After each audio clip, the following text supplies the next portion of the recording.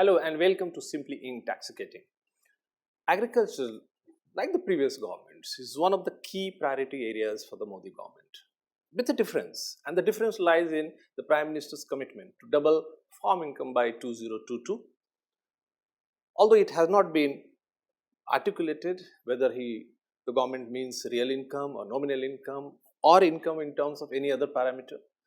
However, the idea is to see doubling of farm income. Like the previous government, the Modi government has performed equally well in terms of backtracking on the issue of taxing farm income. Taxation of farm income has been a debatable issue for several decades. There are various kinds of committees, various kinds of studies which have been submitted to the government. Fiscal strategists, fiscal economists, they have been debating and discussing.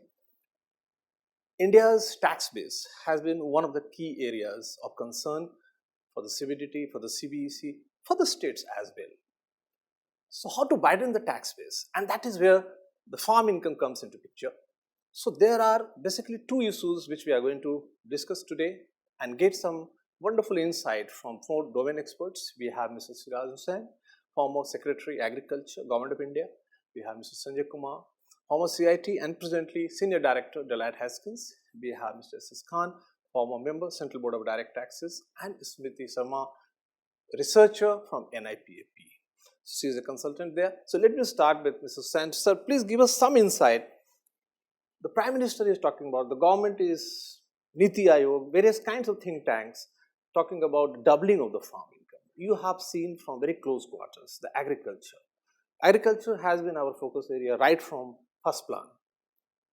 Till date, every government talks about farm income, the farmers' welfare, agriculture, etc. Notwithstanding all our efforts, where exactly should we go wrong? See, agriculture no doubt has been given importance by almost all the governments.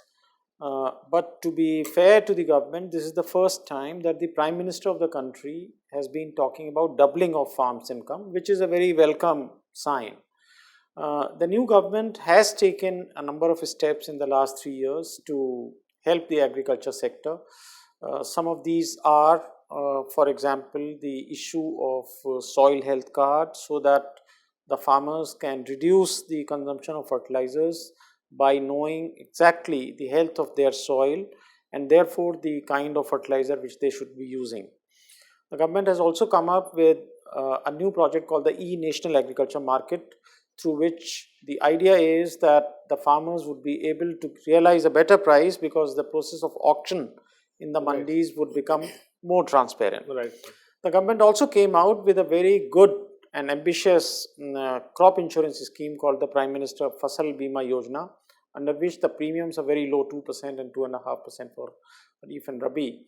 And the idea is that almost all the farmers should be able to insure their crops. In 2014-15, only 20% of the cropped area was under insurance. Right, yeah. It rose to 30% next year, and 16-17, it rose to some 32%. So more area is being covered, and the government also came up with the decision to neem coat urea in order to prevent the use of urea in industries. So a number of steps have been taken. However, the farmers suffer on account of various factors, and in my view the most important factor is that even when the crop is good due to handsome monsoon and other facilities, for example the Pradhan Mantri Krishi Sinchai Yojana is increasing the area under irrigation. So when the farmers produce more, then also his realization does not increase because then the prices go down, which is what we are seeing this year. In 2015-16, we saw that the price of pulses in the wholesale market were touching 100 rupees a kilo, and in the retail market they were touching 200 rupees a kilo. So there was good monsoon in 2016 Kharif, the farmers planted more pulses, and the government also increased the MSP. Right. And the idea was that the country would be able to increase its production of pulses, farmers will realize a better price.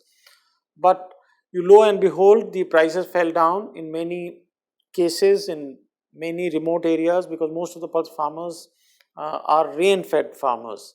their lands are not irrigated. And the prices fell even below MSP. So the farmers unfortunately suffer even when there is a good crop. Therefore, the government came up with what is called the E-National Agriculture Market Project. However, in case of agriculture, the states play a very important role. No doubt the center plays a dominant role, and the center has come out with a number of schemes, as I mentioned, but the states also have to play a very important role. In some states, a number of reforms have been undertaken. Recently, we have issued a paper, ICRIER has issued a paper on agriculture of UP and Punjab.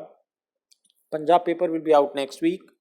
UP and Madhya Pradesh. We have seen that in Madhya Pradesh, the growth in the last 10 years, year after year, has been approximately 9.5%. So, which means that Madhya Pradesh has been able to achieve a growth of 9.5% over a 10-year period. Okay. So, there are lessons to be learned by other states, and it is possible to increase the farmers' income. However, I must say that even though the Niti Aayog has come out, Dr. Ramesh Chand, who is a well-known economist, he has come out with a paper on how to double farmers' income, but the government has not said so far that government will adopt that strategy. There is a committee working under an additional secretary, Mr. Dalwai, and the report is awaited. Right, sir. So maybe Smriti would like to give some insight into it, what sir suggested with respect to the doubling of farm income. Various initiatives, a bundle of initiatives are there. But the issue is that such initiatives were there in the 1950s also, 60s, 70s, 80s. Every time, the 5-year plan or the fund allocation, it is always there, in fact. But some uncertainty, some vagaries of nature, or perhaps even the vagaries of the market. So, what are the issues which you think? See, the thing is, what is happening is the farmer continues to be vulnerable to all these issues, and the government has been taking steps which perhaps are not targeted correctly to the farmers' woes. What has happened is that when we look at the farmers' issues, we are not looking at exactly what their concerns are. We are trying to address them from the wrong side. We are trying to address them from the side of how can we address, what can we correct what is immediate to our eyes. So what happens is we, for example, would give them a loan waiver because that is something that strikes our eyes, that is something which is immediate, that would perhaps put their cries to rest, which would be very immediate, which would be easy to the eyes, and it will just put their cries to rest, and it would be something which will make a political impact, and that would perhaps sort of put the constituency to ease. But what is not happening is the systemic problems are not being put to rest. They are not being addressed. So what happens is these concerns continue to exist in the system, and year after year those problems continue to exist. So you're finding that there are too many holes in the policy initiatives, and probably they are not properly addressed. Of course, and Mr. Khan is a taxation expert, but still, as a citizen, we do hold our own opinion. Sir, I mean, what has been your experience? I mean, you are so much closely associated with You're talking about taxation, or you're talking No, sir, taxation will come later, sir. Right now, sir, I addressed it most of the issues have already been flagged by Mr. Siraj Hussain and Ms. Sharma.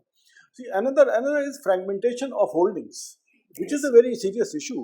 I mean, and commercial farming has not taken root.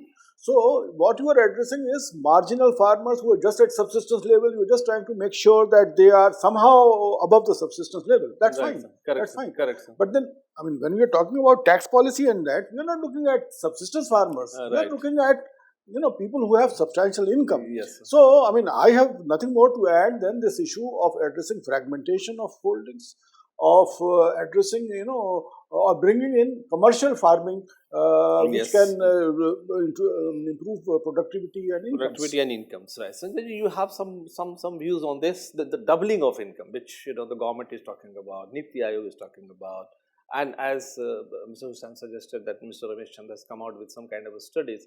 But is it a feasible goal? Is it an achievable goal that it can be doubled by 2022, or even if it is not doubled, even if substantially goes up, that itself is an achievement?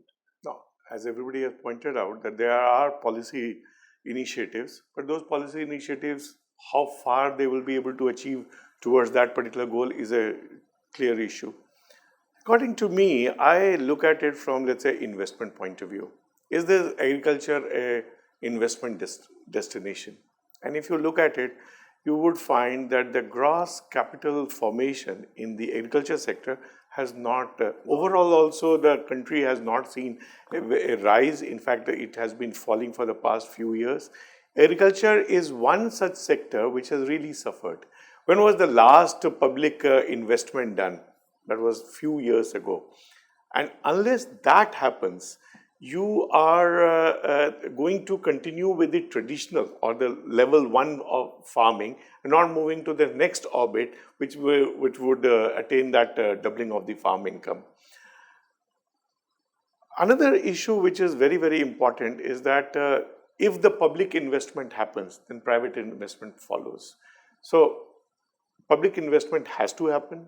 The investments have to be in, of course, the government has initiated soil health card, has started looking at the fertilizer, with the coatings, neem coating, zinc, etc. Because micronutrients are really short. Punjab has really suffered because of that.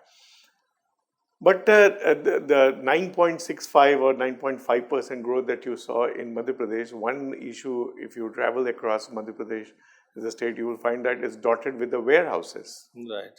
And that has made a salutary impact on the farmers and the productivity, because large part of our farm producer also get devoured because of the spillage or the vagaries of nature and things like that. So government needs to lead that public investment, which can bring the private investment also. Now, if you see our AMS, aggregate measure of support, has been very low. The problem is that we don't have money, and so we are unable to do that. If we have to bring that, if we have to fill that gap, we need a lot more the public investment in agriculture, which is permissible under and then we have to get into. So we have to start thinking not only in terms of unifying the market, but also think of how some of our sectors can be propped up as an export sectors, because if we have to increase, right. So the overall productivity has to improve, overall the investment climate has to improve, and there are a lot of issues which we are alluding to in some manner or the other that has to be addressed before the doubling of the income can happen. Right. I mean, do you agree with him, sir? This investment part, he is revealing two interesting insights. One is the public investment. Apparently, the graph is showing a major decline, and there is no increase in the private investment. And how government can perhaps take certain policy measures to promote private investment into agriculture? Actually, the private investment has been quite consistent because most of the irrigation projects, the major irrigation projects, have not been completed. And now this new government has identified 99 projects which will be completed over a period of next 4 years up to 2019, from 2015 to 2019.